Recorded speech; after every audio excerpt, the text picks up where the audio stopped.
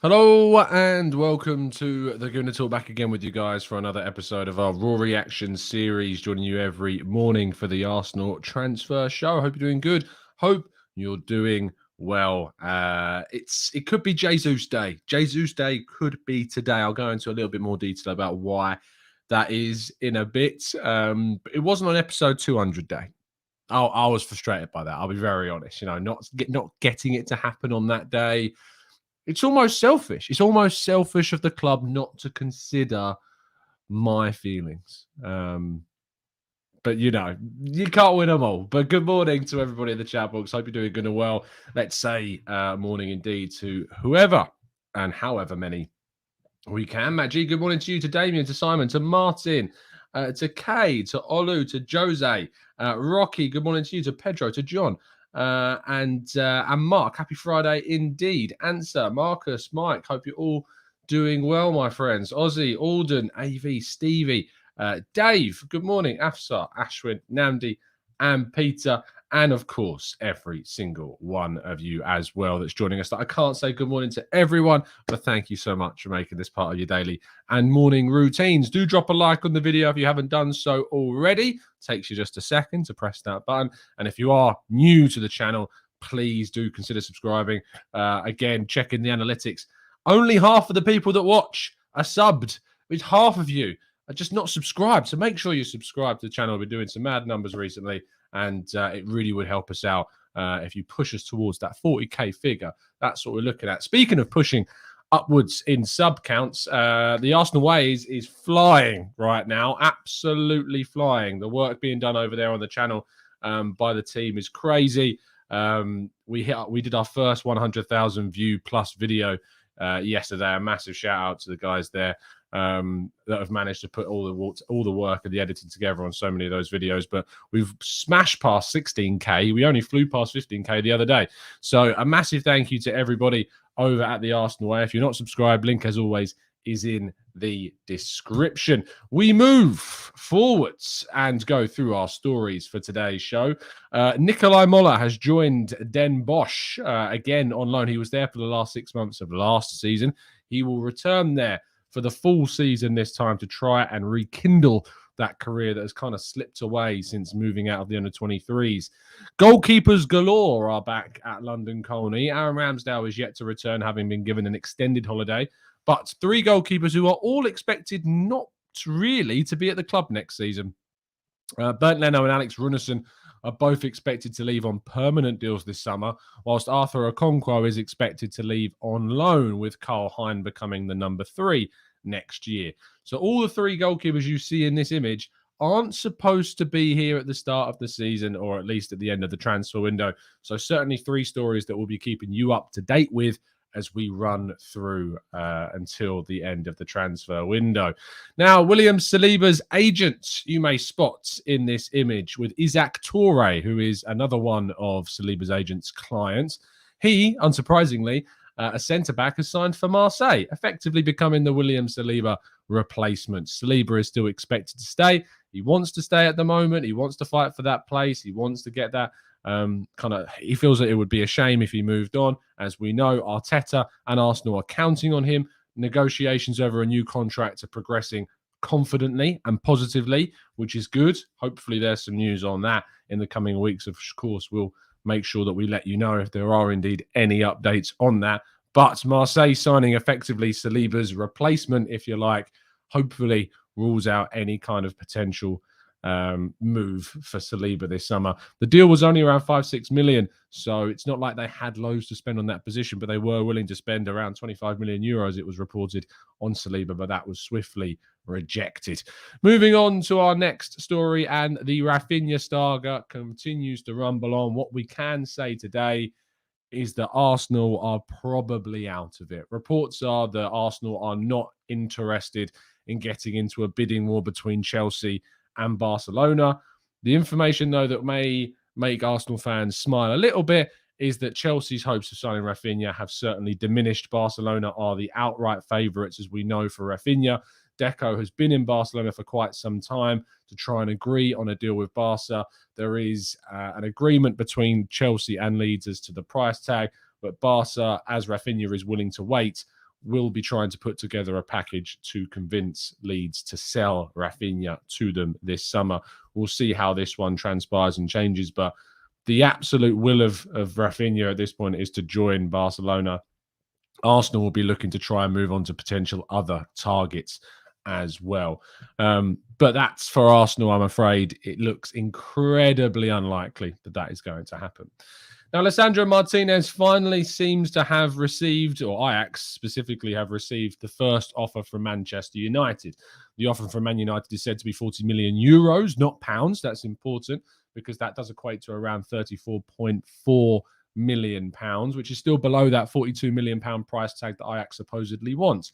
Arsenal and Man United are going head to head. This is United's first offer. Lisandro Martinez is said to be open to joining either team. There isn't an outright favourite despite Erik ten Hag being there. For me, if Arsenal want this guy, they just need to go and stump up the money at this point. You know that Ajax don't have to sell. They aren't under any financial pressure to sell. If Arsenal want this guy, and because there's competition, we need to make sure that we stump up the extra 6, 7, 8 million that it's going to take to bring Martinez to Arsenal. Hopefully, Arsenal do that. We'll have to wait and see what happens. Obviously, our resident pessimist Charlie feels he's going to United. We'll have to wait and see if that does turn out to be true. But let's see. Arsenal are said to be still leading this race right now. We need to stump up the money and hopefully, fingers crossed, he moves forward and gets a deal to Arsenal done. We can only hope. Now, Scamacca is back in the news this morning. There isn't any kind of crazy story linking Arsenal with any specific bids, but also his move to PSG, which was kind of one of those big stories that was reported, doesn't seem to be anywhere near as close as it was. The Sassuolo CEO, Carnavelli, said on Sky that we had no contact with PSG in the past 10 days for this Scamacca deal. Also, I can say that there are no talks with Serie A clubs. We could have contacts with other clubs from abroad for Scamacca. There is interest. So whether or not Arsenal are one of those teams, of course, we don't 100% know right now. We do know that Arsenal have held an interest in Scamacca for quite some time.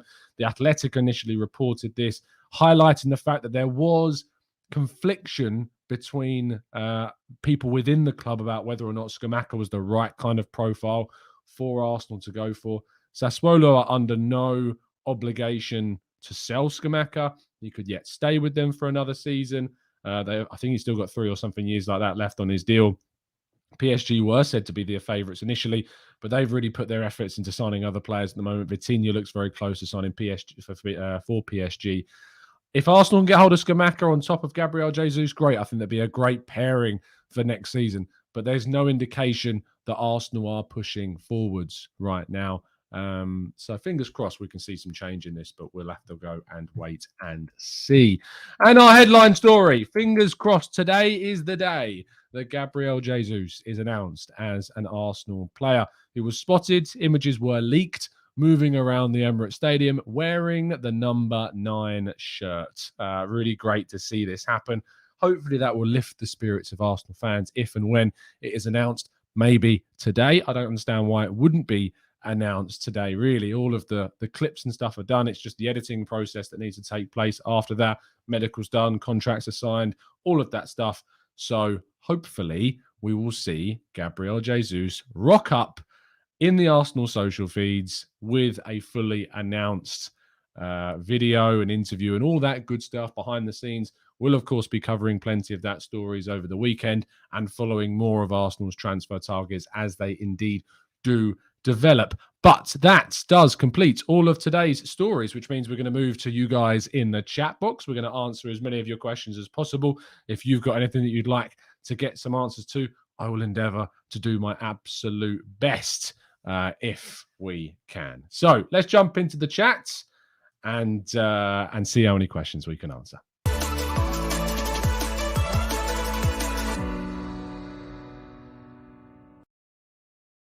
All right, then. Let's jump into the chat. First things first. Thank you to Piyush. It's becoming a brand new member. Or first, I want you to tell me if I'm absolutely butchering the pronunciation of your name. But thank you so much for becoming a member and helping support the channel. Let's jump into the chat. And I'm sure, of course, they're already welcoming you in the chat box. I think I've already seen some people do it, which is great. The family feel around this club and channel has always been so strong. Lynn, which is straight underneath Piyush's membership comment, says, surely, Tom, that Arteta would want Martinez. So who do you think is holding up this deal? Is it Edu? Is it RG? Or is it Arteta? RG. Why am I forgetting who RG is? I don't know. Is it weird that the first name that came into my head were RG was Rudy Galetti for some reason? It looks scrolling through my social timelines too much. But in regards to Richard Garlick, that's who it is. But no, regarding who holds up this deal, as I've said time and time again, and I wrote a piece around this, the reason why you're seeing Arsenal negotiate and trying to go up in increments of bids is because there is still a budget for this summer. Arsenal don't have the money to just splash and overpay on targets willy-nilly. They just don't have the ability this summer because they've got so many areas that they need and want to strengthen in. We have to try and get players for the minimum that we can in order to be able to successfully navigate the other positions during the transfer window. It might be that Arsenal decide or are able to get more money given to them by the club or the ownership, etc., and they can just push on to try and get the Martinez deal done. But if they can get that deal done for under the asking price, they will try because they know they have got a lot of other work that they need to do in the other positions like central midfield and, of course, the wide forward. I know from the outside it looks like, well, you've just bid 55 million for Raphinha and you're not willing to jump up from 34 to 42 million for Martinez. Why? That's mad. It's insane. But in reality, Arsenal will try and get the minimum price they can because they've got all of these different areas that they also want to strengthen in. Perhaps because they've missed out on Raphinha, it could change the way they're going for Martinez. I hope that it does. I hope that we push up and get that deal done as soon as feasibly possible. Mayor says, should we get Gini Wijnaldum on a short-term deal? If it was between him and no one, then yes. But I think there are other options out there for Arsenal this summer. Bro Process, is that photo real? No, it's not. I grabbed it off of Twitter. It certainly wasn't a real one of Gabriel Jesus. The real picture, though, was him walking through the stadium. So that was leaked and came out yesterday. Defrim, sorry, I got something stuck in my throat. What do you think of the chance of getting Gnabry? Is 1%? 1% chance? As I've said for the longest time, I don't see it happening. I don't believe the reports that you may have seen crop up on your timelines yesterday. There's been no indication that I've heard or seen that Arsenal are looking at Gnabry, that feel he's a realistic target this summer. If, other deals fall away from Arsenal and suddenly they've got a pot of cash to spend at the end of the window and still that situation is unresolved, who knows? Anything can happen. But the realistic idea is that no, that Arsenal don't have, a hope at the moment to sign Serge Gnabry. Let's go to, let's scroll up because I've just had a glitch on my StreamYard thing. Here we go. Matt says, Tom, how many times do you think you'll say, I can't believe it's July already? Yeah. I can't say the words, it's only June now. No, we are in July. But Arsenal have managed to get 4 deals done throughout June and before that already, which is obviously very, very good indeed. Everyone's saying Richard Garlick now while I'm trying to scroll up. I know who it is now. Andrea says, have there been any links for new players at centre mid and wide forward? No.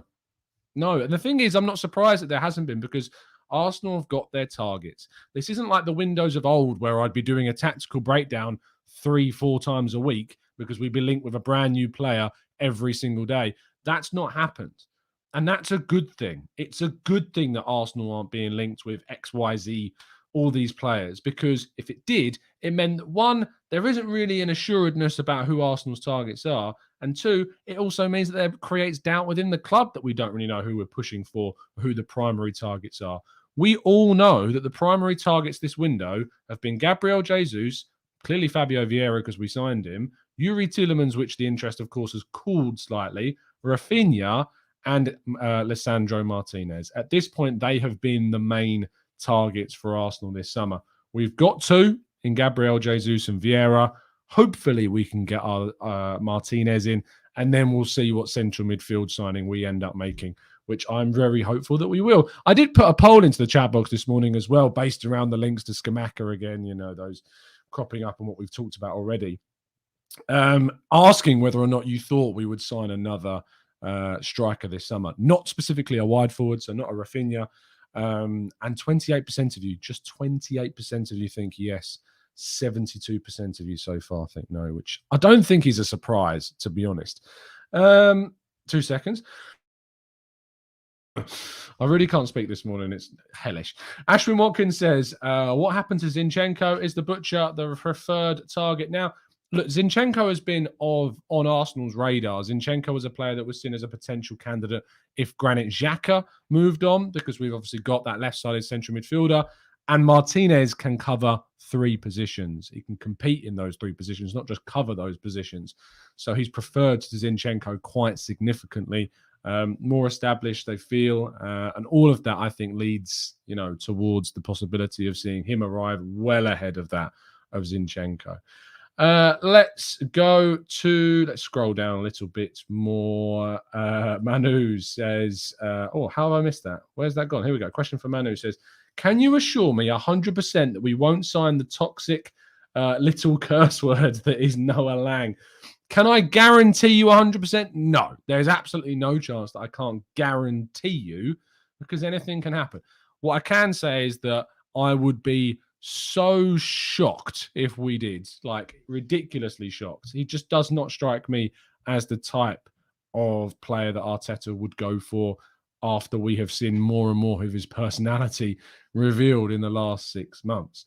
Ayaf says, wouldn't signing Lisandro alleviate the need to cover other positions?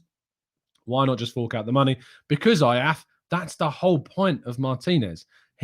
Signing him means we don't have to sign a defensive midfielder. We don't have to sign a left back. We don't have to sign a left-sided centre back. He covers those 3 positions. If we don't sign Martinez, we still have to sign a centre mid, a wide forward, a left back cover, a left centre back cover, a defensive midfield addition. He covers those 3 areas. And that's why they're pushing so hard for him, because he can do so many jobs. Lynn says, I think that they were prepared to bring in Vieira, but not go and get Tielemans when he was the priority. The Tielemans deal has just fallen away because of reasons. They've gone for the other positions. They're prioritising those areas. They may go back in for Tielemans later on. Amira says, us bidding for players wanted by multiple clubs like Raphinha looks positive to me, but do you think that's why Arteta has said he wants players who want to play for us? Stops us wasting time.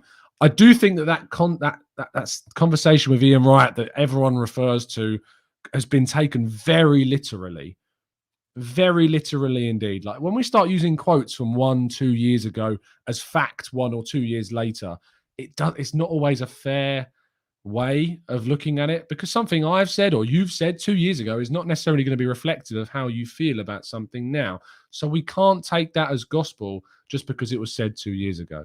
Things change, opinions change, mindsets change, and the environment changes around the transfer window. So I don't think it's fair that we say Arteta only wants players that are going to play for Arsenal because it's something that he said 2 years ago. It doesn't really sit for me. I don't think it's fair to do that. Let's scroll up a little bit more. Khalid says, what's so special about Scamacca? He's a really interesting player, 6'5" in height, really good on the ball with the ball at his feet, not exactly slow, great in build-up play, clinical goal scorer. All of those things combine to make him a very interesting and different profile to what we've already got at the club. That's why we've seen links before to the player and why Arsenal have had a link to him. Mohammed says, remember when Donny van der Beek went from Ajax to Man United? Ajax took out a full-page advert telling Man U to take care of our Donny. They're not selling us Lisandro. Need to move on to other targets. That's Man United, of course.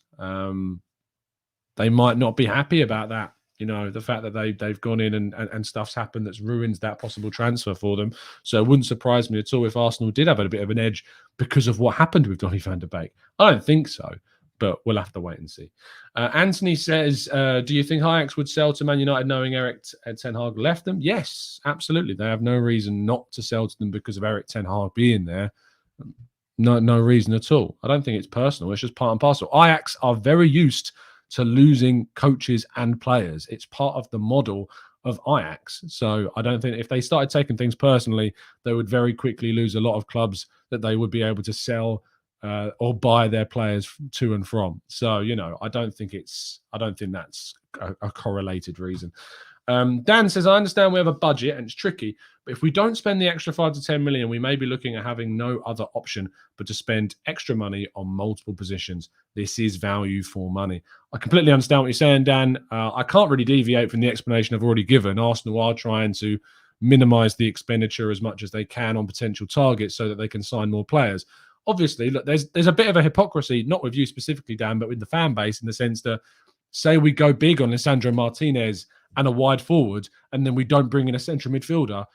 I can absolutely predict everybody moaning that we didn't bring in a central midfielder, but the reality might be is because we overspent on Martinez, or we overspent on the wide forward, that it compromised our ability to go for a central midfielder. And so because of that, we couldn't sign one, or one that we felt was good enough. So I think that is something that we need to consider when also we get further down the line. If we've only signed Martinez and a wide forward and we signed them for big money, and then we don't sign a centre mid because we just weren't able to do it. That's why Arsenal are trying to negotiate the best possible fee so it enables them to tackle all of their needs during the window within the budget that they have available. We've already spent 80 plus million pounds this summer. Martinez would take it to 120. If we went and signed Raphinha for 50 million that we were willing to clearly spend on him, that would be 170, and you still haven't signed your central midfielder. And I'm not saying Arsenal have 200 million this summer. They might spend 200 million. I don't know the budget, but suddenly you're getting into figures that are extremely high and not very Arsenal-like, to be honest. The max we've ever spent in a window was last summer, 150 million. And that was last summer. And we've not exactly sold many players either. So that's why Arsenal are trying to negotiate the best possible deal so that we can target as many positions as we can. Charlie says it's better to get 2 quality players than 3 mid players with the money. Also, I think Partey and ESA are good for the left 8 if Martinez was to come in. I would rather get 2 top quality players than, 3 mid-level players. Thankfully, Charlie, Arsenal are trying to do the 3 quality players, but they are trying to do it to the best of their abilities. I'd rather we sign 3 over 2 personally. So if we can fight to get the 2 quality players for the right price, it enables us to go in for 3 quality players. For me, that's the way I want our club to operate, by getting maximum value for what we can pay for effectively during a summer window. Morgan says, Tom, apologies, but I am stupidly sentimental about our Hale End boys and hate loading new players over them, and then they get restless. I know the logic of extra games and squad, but they are our boys. Morgie, look, I'd love to see our new boys, our Hale End lads, succeed. That's all I want in life at Arsenal, is to see continual production of Arsenal talent from the academy. It's part of what makes Arsenal a classy and great club. We also need quality. If those Hale End boys aren't always good enough, that unfortunately will get superseded at times by when we need to buy players. Arsenal and we have been very fortunate to see a crop of really talented players come through in Saka and Smith Rowe very recently. We've got some other exciting talent coming through in Brooke Norton-Cuffy and Charlie Patino, etc. Salah Ad-Din, following Balogun. To a lesser extent, if Eddie Nketiah succeeds, then there's another one. I know he'd signed when he was 14, but he still was developed in the academy until he was a senior. So, we've got loads of players there that could still be in that squad. So I think we have been a bit spoilt with the amount of talent that's come through the academy for Arsenal. When you look at across other teams, you look at Liverpool, it's only really Trent. I mean, Harvey Elliott's not really got into the team. You look at Chelsea, you got Mason Mount. Hudson-Odoi's not really getting a look in right now. You look at Manchester City, it's just Phil Foden. Cole Palmer's not really playing. You look at Manchester United, Scott McTominay. Beyond that, I'm struggling. Rashford, of course, I suppose. But, Arsenal have been spoiled with the amount of Hale End graduates that are getting time in the Arsenal first team, I think. So I don't think we've necessarily got anything to be worried about by signing players this summer and taking up their places. Amari Hutchinson, Dave, you're right, is another one that could get minutes this season. We need to sort out his contract, though. That's going to be the big question around Amari Hutchinson's future, if we haven't already. Let's go to Ian. Says our club is not the Arsenal, in the Arsenal position right now. To get to that, we have to spend, sometimes pay the asking price, as these are players Mikel Arteta wants. Pepe was not Emery's choice, to his own words. We do have to pay the money if we want to get our targets. But as I can't keep repeating myself because it's going to be boring for you guys, but I hope you understand the theory behind why Arsenal are trying to negotiate as low a fee as possible. And it's to the benefit of us so that we aren't complaining about Arsenal not getting all the positions that we needed in the summer. At the end of the summer. Manu says, Trossard really doesn't impress me. Never got more than 7 goals, I believe. He gives me Ryan Fraser vibes. Is that too harsh? I would be frustrated if Trossard was the wide forward that we ended up signing this summer, so I don't think you're necessarily alone, Manu. Keenan says, do you think Trossard is an improvement on Martinelli? No, I don't. I don't think that's an improvement at all, especially for what Brighton would probably ask for.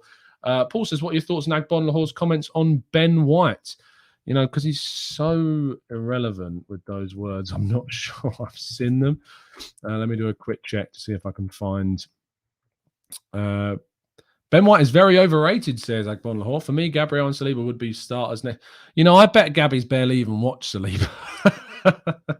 I bet he's barely even watched him. Daniel says, when you think we'll start selling unwanted players and how much do you think we'll get from them? Plus what do we think of Tottenham? I think we'll start selling them towards the end of the window. I don't see many of them leaving in the first half of the window. These are players that are going to be opportunities for clubs to steal towards the end. I don't see it happening at the start. Arsenal aren't relying on those players going, other than maybe Pepe, to bring players in. But I think even with Pepe, you saw how Arsenal were trying to push for Raphinha. Clearly, they're confident that Pepe would move on, or if they're confident of bringing a player in anyway, even if he was to stay. So I don't necessarily think they're concerned that much at all, to be honest, about what we could get in the summer. Why has no one mentioned Cucurella? I think you're talking about there, Austin, because he's going to either Chelsea or City. That's why he won't be coming to Arsenal this summer. Andreas, since we don't have any links, which Arsenal players do you actually think deserve to wear the armband? You know, it's between Tierney and Ødegaard at the moment. Arsenal kind of lack that real kind of bruiser leader. You know, my colleague Bailey suggested Gabriel, and I don't think that's all that bad of a suggestion. It's just the communication barrier for Gabriel that I think is the biggest problem. So I'm not sure whether or not he suits it because of a lack of communication skills or the language barrier. Hopefully that changes. But to be fair, we're bringing a big Brazilian and Portuguese-speaking contingent into the team. Maybe a Portuguese speaker that's learning English is the best possible candidate for captain. Who knows? So, but I think Gabriel is not necessarily a bad choice as possible captain of the club. Gooner Jake says, Tommy, you're not worried that clubs will take advantage of us by going for the players at the end of the window and then we get mugged and appear as poor sellers? Yes, I am worried that we will lose players for small fees. Problem is, Jake, that we just don't have the reputation. We don't have the waiting. We don't have the time. We don't have the money to really skimp and push teams to pay what we want. There's not enough interest in our surplus players because they were signed on the most part by a former regime. You know, only Marie and Runarsson are the two players you look to at the players we're letting go of this summer that were signed under the current regime, and they weren't exactly big buys, were they? So we've got to try and find a way of moving these players out. It's going to happen at the end of the window because that's just when opportunities fall. And yes, I am worried that we won't get enough money for them, but yeah, I'm concerned, of course, that we won't get rid of all of them. But I think it's because they will move towards the end of the window, and we aren't seeing much movement. Pepe has not had really any interest at all of late. Leno's got quite a bit. Fulham and PSV are both interested. I know PSV signed a goalkeeper, but there is still reported interest. So it doesn't mean that it's not going to happen. There's been interest from Germany. Hertha Berlin were obviously interested as well. So we'll see. But Arsenal need to try and get maximum value for these players. Hector Bellerin, Atletico Madrid are very interested. Torreira, Lazio are very interested. He could also move to Spain as well. There are other Spanish teams. I think Valencia are interested in Torreira as well. So, you know, there are options, but it's going to take time to get those players out. And we'll continue to cover that. That will probably become the big part of these shows towards the last stage of the window when hopefully we've completed our business. But thank you so much for tuning in. Do drop a like on the video. If you're not done seeing this ugly mug of a face, you can join me at 10 a.m. over on the Arsenal Way. I'll be joined by Bailey to talk all things Arsenal even more than we have done this morning. Link is always in the link tree in the description. Drop a like before you go. Let me do a quick check on the poll as well. Over 1,000 of you have hopefully voted. I can see the number going up swiftly, already past 800, nearly past 900 votes. Let's see as many votes on that. If you haven't already voted on our poll and you're still watching, make sure you do. Will Arsenal sign another striker, not a wide forward this summer? 29% of you think yes, but a massive 71% of you so far saying no, rather unsurprisingly as well. Thanks for tuning in. Enjoy your Friday. You've made it to the end of the week. Congratulations. Hopefully we get a good bit of Gabriel Jesus news to talk about and some more, of course, too. I'll be back tomorrow morning, as always, at 8 p.m. 8 p.m.? How long have I been doing this show? 8 a.m. To keep you up to date, of course. Drop a like, subscribe if you're new, and as always, up the Arsenal.